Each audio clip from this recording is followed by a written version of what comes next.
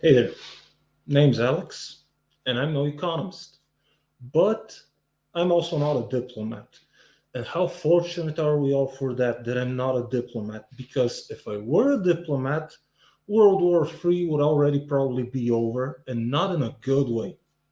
Now, some people like to speculate that World War III has been going on, raging, since somewhere around the end of the Cold War, or certainly around the first Gulf War, and that humanity has been going down this road of death and destruction, leading to a Mad Max style apocalyptic future since at least then. And now you may be thinking, maybe we don't have to go down this road.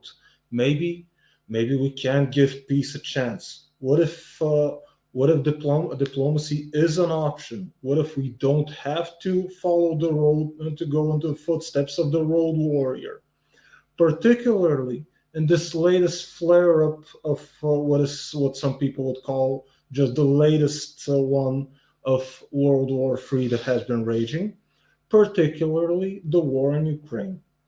Well, I've already stated once on this channel before that I'm not a doomsday prophet, but unfortunately, in this instance, I really don't see the road to peace, at least not yet, not right now, not under the current conditions.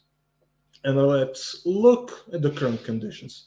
What we have in Ukraine is on one side of the two belligerent factions is Ukraine, which is fighting for its very existence, its survival, its identity, and its sovereignty against the other belligerent side, which is Russia, which I've taken to calling the Russia state or the Ruslamic state or Ruslamistan or others, because I don't believe Russia exists anymore.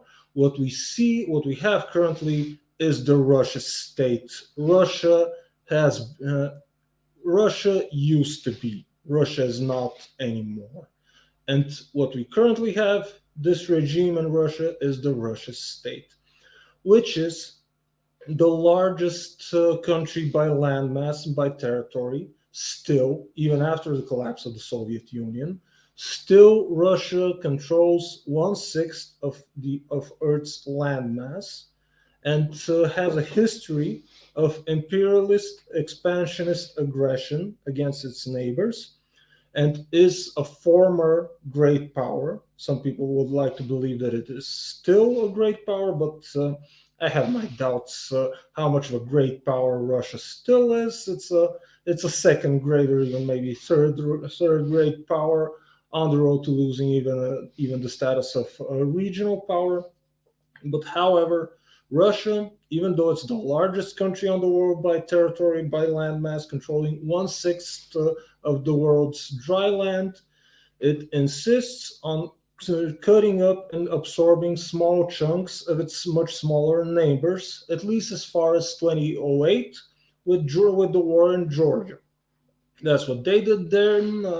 They tried to declare independence and annex two smaller regions of Georgia, supposedly breakaway republics.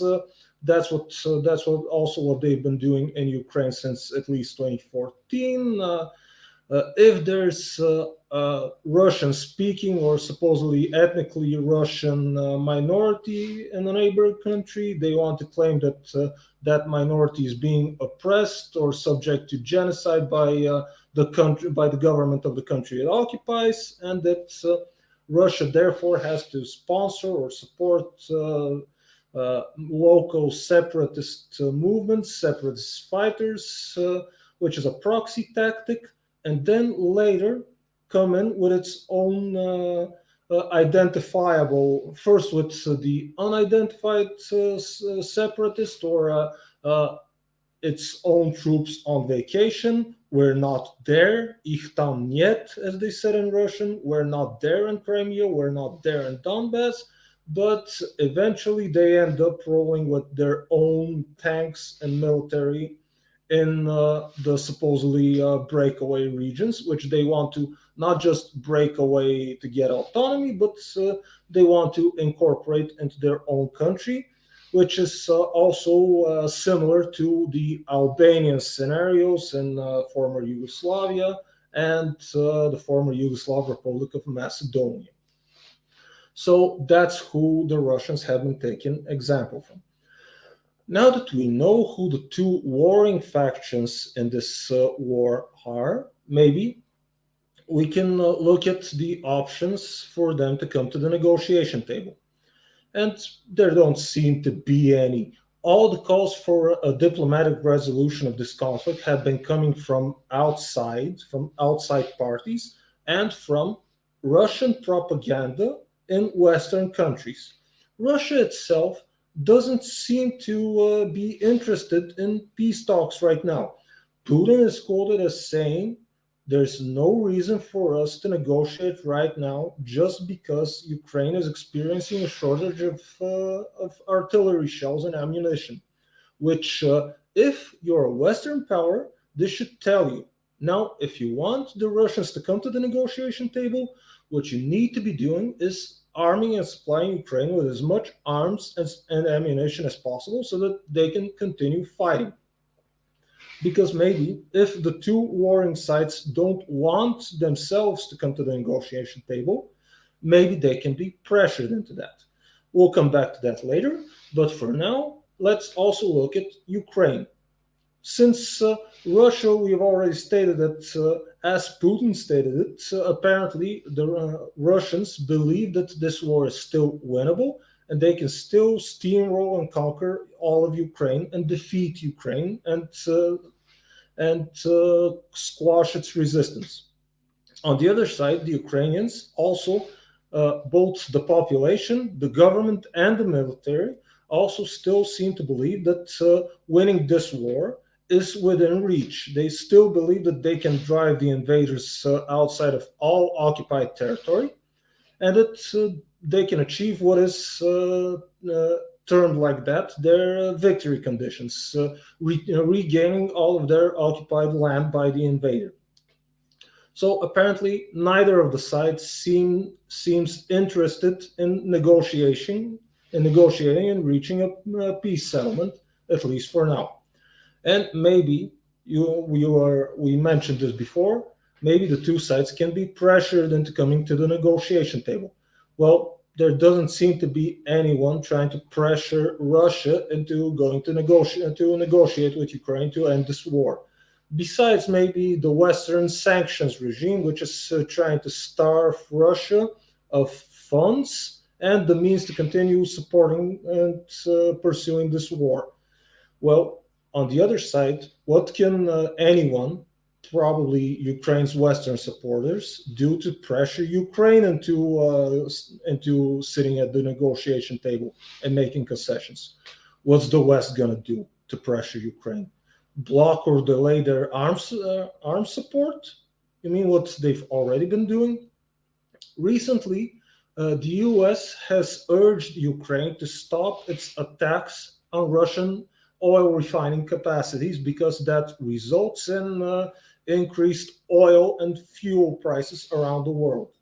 Russia has already instituted a ban on exporting gasoline for 6 months, which is in effect since the 1st of March, and that cuts into their revenue. And the Ukrainian drone offensive campaign that has been targeting Russian refineries has so far damaged or reduced 14% of Russia's capacity to refine oil into gasoline and diesel. So their ability to produce derivative fuels for export and for their own civilian population purposes and for their own military machine. And it doesn't seem like the Ukrainians are willing to stop. Who's going to make them? And this is a good, solid tactic. Hit the Russians where it hurts, in their pockets. So it doesn't seem like either the two sides are willing to go to the negotiation table, at least for now, and it doesn't seem like any outside pressure can be applied to get them to the negotiation table. And when you're coming to negotiations, when you're entering into discussions and negotiations, particularly peace talks, you need to have an ideal state, which is your maximalist goals. You need to also have a state which is a compromise state where you're ready to give some, take some, accept compromise, middle ground. And then also you need to have a or else, an alternative condition. If we can't reach peace, we are going to continue on fighting and we're going to escalate and we're going to do this, this, and that if we can't reach a settlement. That's basically the threat, the or else, as I would put it. And Stephen Covey, for example, has stated in his book, The Habits of Highly Efficient People, your mindset should be win-win or no deal. So if both sides don't benefit from the deal, there shouldn't be a deal. And even Trump, who's an opponent of supporting Ukraine, in his own book, The Art of the Deal, has stated you should know when to walk away from the negotiation table. And in the current situation, I really don't think that there is even a table to sit at. What do we have on one side? Ukraine, which wants to regain all of its internationally recognized borders since 1991, which were violated first in 2014, and then since 2022. And on the other side, you have Russia, which has clearly made its goals known. It wants to completely conquer, subjugate, and eradicate Ukraine. That's why I say that for the Ukrainians, this is a war of survival. This is an existential war. They either fight on or they lie down and are steamrolled over.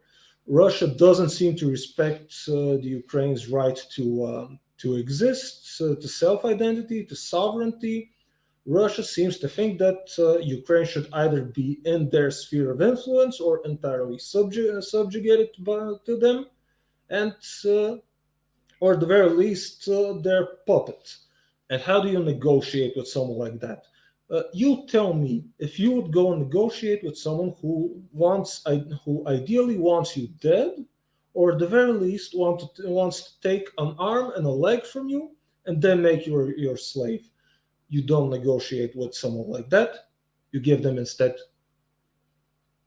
the middle finger and you keep fighting with them until they are no more or until they can no longer present a threat to you. So, if you're a Western power, if you're someone in the West, the only way towards peace in this current war is support Ukraine, fund Ukraine, provide Ukraine with weapons, ammunition, training for its soldiers, remove all red lines for using weapons inside of Russian territory, provide Ukraine basically with all of the Western arsenal that's been built up over the past half century, at least, has been stockpiled in the event of a potential war with back then the Soviet Union, and after that the current Russia state. Well, that war is currently going on, and the Ukrainians are waging it for their own sake and for our sake, so that the West and NATO countries don't become the next target of Ukraine. So, if you want peace, you need to arm and fortify Fortress Ukraine so that the Russian onslaught breaks in Fortress Ukraine. Anyway, that's all I had for this video. I've been Alex. I've not been a diplomat. I've not been an economist. And also, I want to say that I'm still not a doomsday prophet. I still believe that this war has an exit, has an end, and peace follows after that with the fanged, declawed Russian bear, a much weaker Russia, a much less aggressive and threatening Russia, and that's it. Ukraine must win. Ukraine must stop the Russian aggression in its own territory and push it outside of its own territory and back into Russia.